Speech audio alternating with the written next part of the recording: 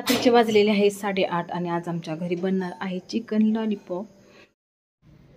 चिकनचे पीस मी स्वच्छ धुवून त्यामध्ये आलं लसूण पेस्ट, चवीप्रमाणे मीठ, हळद, लाल तिखट आणि गरम मसाला, धनिया पावडर घालून सर्व मिश्रण एकत्र केलं आणि त्यामध्ये रंग येण्यासाठी मी खाण्याचा जो लाल कलर असतो तो सुद्धा वापरलेला आहे आणि अर्धा लिंबाचा रस।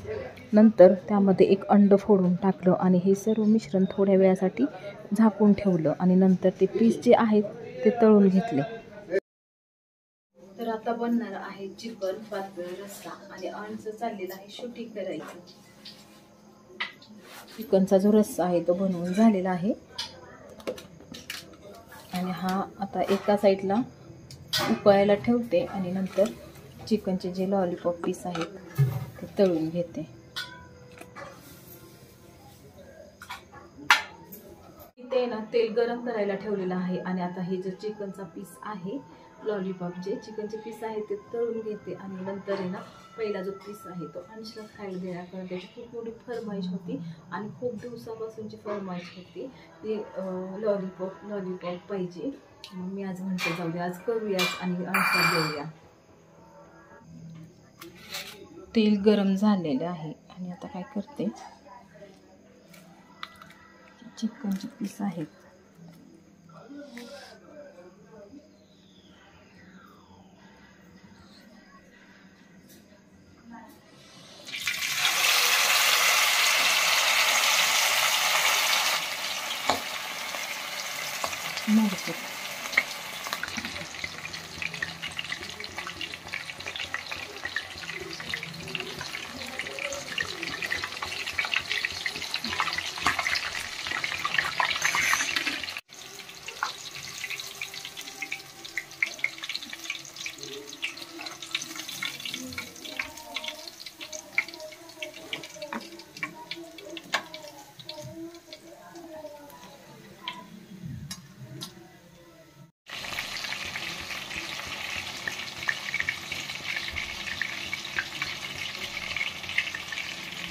तर इथे तयार झालेले आहेत हे चिकन लॉलीपॉपचे पीस आणि एकदम साध्या पद्धतीनं बनवलेले आहेत, तरी पण चवीला एवढे छान झालेले आहेत कारण मी एक जो झाला होता तो आधी खाऊन बघितला या चटणीसोबत शेजवानी।